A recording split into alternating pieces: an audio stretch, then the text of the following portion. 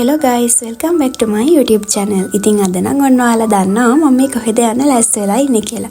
මේ තියෙන මගේ outfit එක වගේම මම දාන earrings. මම earrings නම් දැම්මේ නැහැ ළමයි බෑග් එක ඇතුළට දාගෙන ගියා.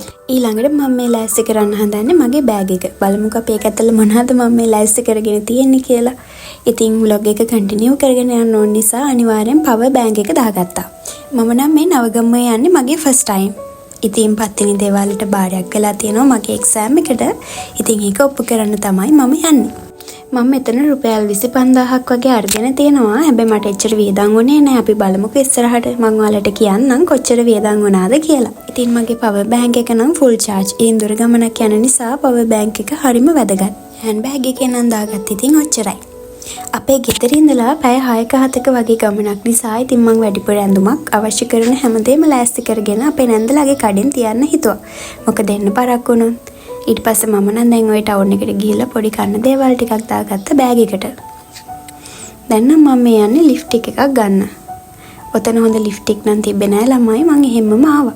ඊළඟට මම දැන් මේ බස් එකට නැගලා ඉන්නේ අපේ නැන්දලාගේ ගෙදර ළඟින් බහින්න. බලන්නකෝ හරිම ලස්සනයි ටවුන් එක. මේ නම් ටිකක් හවස් වෙලා හැබැයි ඉතින් වැස්සක් තිබ්බා. පැය 5ක විතර දුර ගමනකින් පස්සේ ඔන්න අපි නවගමුවට ආවා. දැන් නම් මේ උදේ 7ට විතර ඔයාලා කොළඹ පැත්තේ ඉඳලා බස් එකක යනවා නම් විනාඩි 15ක දුරක වගේ තමයි මේ නවගමුව තියෙන්නේ. බලංගොඩ රත්නපුර පැත්තේ වගේ ඉඳලා එනවා නම් ඉතින් පැය 4-5ක්වත් යනවා. රුපියල් 500ක වගේ ටිකට් එකකුත් යනවා. නවගමුවට ඇවිල්ලා අපි මුලින්ම කරේ පළතුරු ගන්න ගිය එක. පළතුරු වට්ටියක් අදා ගන්න ඕන නිසා අපේ පූජාවට. ඊළඟට ඔයාලා එන වාහනේ පාක් කරන්න තැනක් හොයනවා නම් මෙතන පාක් කරන්න පුළුවන්. ඔයාලට ඔයාලගේ පූජා ද්‍රව්‍ය අනිවාර්යෙන් අරගෙන යන්න ඕනි කියලා දෙයක් නැහැ. අපිට මෙතනින් පොඩි නම්බර් එකකුත් එක්ක ටැග් එකක් දෙනවා. අපි ඒ ටැග් එක අරගෙන ගිහිල්ලා මේ අපිට අවශ්‍ය වෙලාවට කෝල් කරාට පස්සේ මෙතනින් එක්කෙනෙක් එවනවා පූජා වට්ටියත් එක්කම. ඊළඟට ඔයාලා දාගෙන යන සපත්තු සෙරෙප්පු ගලවන්න තියෙන්නේ එළිය නිසා කවුරු හරි අරගෙන යන්න උනත් පුළුවන් හොරෙන්. ඉතින් ඔයාලට පුළුවන් ඔයාලගේ ස්ලිපර්ස් සපත්තු වගේ දේවල් මේ කඩේ තියලා යන්නත්. මේ කඩේ නම් තියෙන්නේ නවගමුවේ දේවාලයට ඇතුළට යන ගේට් එකේ ඉඳලා සාමාන්‍ය මීටර් 5ක් විතර කොළඹ පැත්තට වෙන්න. ඒ කියන්නේ වම් අත පැත්තෙන් තමයි මේක තියෙන්නේ. පළතුරු වට්ටි වල ගණන් කියනවා නම් රුපියල් 3000, 4000, 5000 වගේ ප්‍රයිස් රේන්ජ් වලින් තමයි පටන් ගන්නෙ. ඉතින් අනිත් කඩවල මීටත් වඩා ගණන් ඔයාලට පුළුවන් මෙතනින් අරගෙන යන්න. අපි මේ මලුත් අරගෙන යන්න ලෑස්ති වෙන්නේ නවගමුවේ පන්සලට. ගෙදර ඉඳලා උස්සගෙන එන මල් පර වෙනවා. ඒ වගේම තැලෙනවා පොඩි වෙනවා. ඉතින් ඒ වෙනුවට අපිට පුළුවන් මෙතනින් ඔයාලා කැමති පාටකින් මල් අරගන්න. නවගමුව දේවාලය කියලා කියන්නේ හාස්කම් වලින් පිරුණු තැනක්. ඒ නිසා ඉතින් කටවරද්ද ගන්න නම් හොඳ නැහැ. තමන් යන්නේ පිහිට ආරක්ෂාව ඉල්ලගෙනනේ. ඉතින් ඒ හින්දා තමන්ගේ කට පරිස්සම් කරන එක තමයි අංක 1. ඉතින් මගේ channel එකට අලුත් කෙනෙක් නම් මම දාන මේ vlogs බලන්න ඔයත් කැමති නම් මගේ channel එකට එකතු වෙන්න කියලා ආදරෙන් ඉල්ලනවා. මේ shop එකේ නෙළුම් මල් නම් මං හිතන්නේ 5ක් රුපියල් 300ක් වගේ තමයි උනේ. ඒ වගේම කහමල් වට්ටියක් ගන්නවා නම් රුපියල් 150ත් රුපියල් 250ත් අතර price range එකකට තමයි තිබුණේ. මම ඉස්සෙල්ලා කිව්වා වගේම අපේ shoes slippers අපිට පුළුවන් අහලා මේ shop එකෙන් තියලා යන්න. ඉතින් ඒක වඩා safety නේ. නැත්තම් කවුරු හරි අරගෙන යන්න උනත් පුළුවන්. නැත්තම් අපිට ආපහු ගන්න අදිස්සේ නැති වුණොත් ගන්න විදිහකුත් නැහැ. මේ හරියනම් ඉතින් මම ස්ලිපර් ෂොප් එකක් හරියට දැකලා නැහැ. ඔයාලගේ shoes slippers දාලා ගියා කියලා මෙතනින් ගානක් නම් අය කරන්නේ නැහැ. මොකද අපි බඩු ටික ඔක්කොම ගත්තේ මේ ෂොප් එකෙන් නිසා. ඊළඟට මේ ෂොප් එකේ වම් අත පැත්තේ තියෙනවා ඔයාලට දෙපාන්දර ගිහිල්ලා টয়ලට් යන්න ඕන නම් ඒ වගේම අතපය සෝද ගන්න, ඒ වගේම කැම ටිකක් කනවා නම් ඉතින් ඔයාලට මෙතනින් ෆ්‍රී ගන්න පුළුවන්. වොෂ්රූම් ගැන කිව්වොත් නම් හරිම පිරිසිදුයි. ඉතින් යන කෙනා හරියට වොෂ්රූම් එක පිරිසිදු කරලා එනවා නම් ඊළඟට යන කෙනාටත් මේ වොෂ්රූම් එක හරිම පිරිසිදුයි. ඊළඟට අපි මල් ටිකත් ඔන්න අරගත්තා. දැන් අපි යන්න හදන්නේ දේවාලය ඇතුළට. අපි ඔතේ පාන්දර ආපු නිසා ඉතින් මිනිස්සු නම් ගොඩක් අඩුයි මේ වෙලාව වෙද්දි. ඔන්න අපි නවගමුවේ දේවාලයට නම් ඇතුළට ආවා. බලන්නකෝ වටපිටාව හරිම ලස්සනට පිරිසිදුවට තියෙනවා. දැක්කම හිත නිවිලා යනවා. දේවාලේ පන්සලයි දෙකම එකට තමයි තියෙන්නේ. වීඩියෝස් ෆොටෝස් ගන්න එපා කියලා නම් කොහෙවත් නෝටිස් කරලා තිබුණේ නැහැ. ඒත් ඉතින් මේ පූජනීය ස්ථානයක් නිසා වටිනාකමක් දෙන්න ඕනත් නිසා මම පුළුවන් ස්ථානවලදී විතරයි වීඩියෝ ක්ලිප්ස් අරගත්තේ. ඉතින් මම ඔයාලට පැහැදිලි කරලා දෙන්නම්. අපිත් මේ ෆස්ට් ටයිම් ආපු නිසා අපිට පොඩ්ඩක් ඇතුළට යන තැන පැටලුණා. අපි පන්සල ඇතුළට ගිහිල්ලා තියෙන්නේ පන්සල වැඳගෙන එළියට එන්න ඕනේ තැනින්. ඉතින් අපි ආපහු අනිත් පැත්තට ආවා. ඔයාලා බලනවා ඇති මේ මිනිස්සු පොලිමක් ඉඳගෙන මේ කොහෙද යන්නේ කියලා. ඉතින් මේ මිනිස්සු පොලිමේ යන්නේ ඔයාලා දන්නව නේද කිරියම්මාවරුන්ට දෙන දාන. ඉතින් මේ කිරියම්මාවරුන්ට දෙන දාන පත්තිනි දේවාලයට දෙන නිසා ඒ වගේ ඉතිරි කැවිලි මිනිස්සුන්ට ගෙනහල්ලා බෙදනවා. ඉතින් හරිම පිහිටයි ආරක්ෂාවයි මේ දේවල් ගන්න පුළුවන් නම් ඒ නිසා ඉතින් ඒව විශ්වාස කරන මිනිස්සු ඒ කැවිලි කිරිබත් ආහාරයට ගන්නවා. ඉතින් ওই විදිහට පොලිමේ ඉඳලා. ඉතින් ඔයාලටත් උදේ පාන්දර කෑම කාලේ එන්න බැරි වුණා නම් උදේ පාන්දර කෑම කාලේ එන්න බැරි කෙනෙක් නම් ඉතින් ආපහු නවගමුවට ඇවිල්ලා කෑම ෂොප් වලට හොයාගෙන යන්න ඕනේ නැහැ. ඇවිල්ලා මෙතනින් කිරිබත් ආහාරයට ගන්න පුළුවන්. ඉතින් මම මේ නවගමුවේ දේවාලය සහ පන්සල ගැන පුරාවෘත්තයක් ටිකක් ඔයාලට කියන්නම්කෝ. ඉතින් ඔයාලට පුළුවන් දැනුම ටිකක් වැඩි කරගන්න. සමහර අය දන්නේ නැතුව ඉන්න පුළුවන්, සමහර අය දන්න අය ඉන්න පුළුවන්. ඒත් ඉතින් මම දන්න පුරාවෘත්තය ඔයාලට කියන්නම්. සමහර අවස්ථාවලදී ඒ තැන්වලත් වැරදෙන්න පුළුවන්. ඒකට මට සමා වෙන්න. ජනප්‍රවාදයට අනුව මේ කතාව අනුරාධපුරේ ගජබාහු රජතුමාගේ කාලය දක්වා දිව යනවා.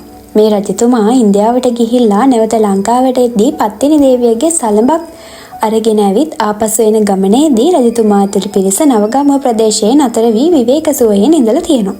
ඉතින් එහිදී පත්තිනි දේවියගේ සලඹ තැන්පත් කර දේවාලයක් ඉදි කරලා තියෙනවා. ශ්‍රී සුගත බිම්බාරාමයේ පුරාණ විහාරය හා පත්තිනි දේවාලය එකම පරිශ්‍රයේ තමයි පිහිටලා තියෙන්නේ. අද පවතින මේ විහාර ගොඩනැගිලි දේවාලයට පස්සේ ඉදි වෙලා තියෙන බව තමයි පුරාවිද්‍යා තොරතුරු සඳහන් කරන්නේ. ඉතින් ඒ නිසා බොහෝ බැතිමතුන් මුලින්ම බුදුරජාණන් වහන්සේ වන්දනා කරලා තමයි පත්තිනි දේවාලයට බාරහාර ඔප්පු කරන්න යන්නේ. ඒක ඉතින් සම්ප්‍රදායිකව සිදුවන දෙයක්. ඉතින් අපිත් ඔන්න මල් පහන් පූජා ද්‍රව්‍ය අරගෙන මුලින්ම ගිය බුදුරජාණන් වහන්සේ වන්දනා කරන්න. ඔයාලට මතකද මම ওই කලින් වීඩියෝ ක්ලිප් එකේ පෙන්නවා කිරියම්මාවරුන්ගේ දාණය ගන්න පොලිමේ ඉන්න පිරිසක්. ඉතින් එතනින් තමයි මුලින්ම මේ පන්සලට ඇතුළු වෙන්න තියෙන. ඉතින් එතන තමයි විහාරගේ තියෙන්නේ. අපි අනිත් පැත්තෙන් ආව නිසා අපි නැවතත් උඩ පැත්තෙන් මේ විහාරෙට යන්න තමයි මේ සෝදානම් වෙන්නේ. ගොඩාක් මැතිමතුන් පත්තිනි දෙවියන් විශ්වාස කරනවා. ඉතින් එයාලගේ බාරහාර ඔප්පු කරන්න උදේ පාන්දර ඉඳන් මේ විදිහට සෙනඟ පිරීලා ඉන්නවා. දවල් වෙන්න මේ සෙනඟ ගොඩාක් වැඩි වෙනවා. ඒ වගේම අද සෙනසුරාදා දවසක් නිසා පත්තිනි දේවාලය ඇතුළේ ලොකු පූජාවක් තියෙනවා. පත්තිනි දේවයන් වහන්සේ වෙනුවෙන් සෙනසුරාදා හරියටම 9 වෙද්දී ලොකු පූජාව පටන් ගන්නවා. ඉතින් මේ පූජාව 9:00 වෙද්දී ඉවර කරලා අපිට පුළුවන් දේවාලය ඇතුළට යන්න. එහිදීත් පොඩි පූජා කීපයක් තියෙනවා. ඒක ඉවර වෙලා අපිට බලා ගන්න පුළුවන්. තප්පර කීපයයි පෙන්වන්නේ පත්තිනි දේවියන් වහන්සේගේ ප්‍රතිමාවක් රත්තරන් වලින් අඹලා තියෙනවා. ඉතින් ඒක තප්පර කීපයක් තමයි පෙන්වන්නේ.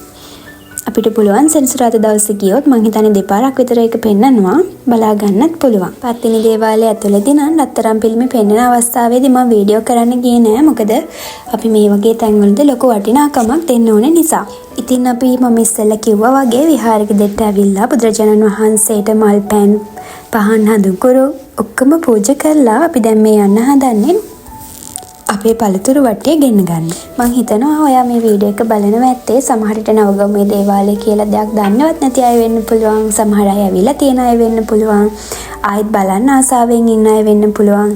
ඉතින් ඔයා මේ වගේ වීඩියෝ එකක් දැක්කට මේ වීඩියෝ එක බැලුවට ගොඩක් ස්තුතියි. වගේම ඔයාගේ ඇස් පින් කරලා තියෙනවා මේ වගේ පුදු පූජා ස්ථානයක් බලා ගන්න. මම බෞද්ධයෙක් නිසා මම වන්දනාමාන කරන්නේ බුදුරජාණන් වහන්සේ. ඉතින් මේ වගේ ස්ථානයකට නැත්නම් මේ වගේ පුරාණ විහාරස්ථානයකට ඇවිල්ලා සිත ටිකක් නිවාගෙන යන්න මම හරිම කැමතියි. ඒ වගේම මගේ හිතේ ප්‍රශ්නයක් මොකක් හරි ගැටලුවක් තියෙනවා නම් ඒවා මොහොතකට හරි අමතක වෙන්නේ මේ වගේ ස්ථානයකට ඇවිල්ලා මලක් පහනක් පූජා කරාට පස්සේ. ඇත්තටම බලන්නකෝ මේ වගේ දර්ශනයක් මට ආපහු දකිද්දී මගේ හිත ආයෙමත් නිවිලා යනවා.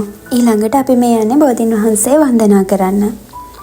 අපි හිතුවා විහාරයේ වගේම බෝධීන් වහන්සේ වගේම චෛත්‍යරාජානන් වහන්සේටත් මල් තියලා එකම තැනකට ඇවිල්ලා බුදුන් වඳින්න. ඉතින් මම මේ වීඩියෝ ක්ලිප් නම් රෙකෝඩ් කරගත්තේ නැහැ. මොකද නිදහසේ බුදුරජාණන් වහන්සේ වන්දනා කරන්න ඕන නිසා. මේ පුරාණ විහාරස්ථානයට ආපු නැති කෙනෙක්ට බලා ගන්න මම ඉතින් පුළුවන් හැම අවස්ථාවෙදීම වීඩියෝ ක්ලිප්ස් අරගත්තා. ඊළඟට අපි මේ යන්නේ චෛත්‍යරාජානන් වහන්සේට මල් පූජා කරන්න. ඉතින් ඔයාලා පැටලිලා කියලා හිතන්න එපා. මම මේ වීඩියෝ එක එඩිට් කරද්දී තමයි දැක්කේ මේ වීඩියෝ ක්ලිප් දෙක මාරු වෙන්න ඕනේ. ඒ කියන්නේ බෝධීන් වහන්සේ වන්දනා කරන්න යන්න කලින් චෛත්‍යරාජානන් වහන්සේ වන්දනා කරන්න යන්න ඕනේ. ඉතින් මේ වීඩියෝ ක්ලිප් දෙක පැටලිලා ඉතින් ඒකට සමා වෙන්න. ඉතින් දැන් බුදුරජාණන් වහන්සේ වන්දනා කරලා ඉවර වෙලා අපි ළඟට යන්නේ මේ දේවාල වලට අරගෙන ඉන්න දේවතාවුන් වහන්සේ වන්දනා කරන්න. මම දැකපු දෙයක් තමයි මේ හැමතැනම නෝටිස් කරලා තියෙනවා කෑකෝ ගහන්න නැතුව විනීතව හැසිරෙන්න කියලා. ඉතින් ඔයාලට පුළුවන් නම් ඒක ආරක්ෂා කරන්න ඇත්තටම ගොඩක් හොඳයි. ඉතින් මම මේ හැම දේවාලයකම ඉන්න දේවතාවුන් වහන්සේලා ගැන නම් විස්තර කියන්න හරියටම දන්නේ නැහැ. ඉතින් අපි නිකමට ගියා බලන්න.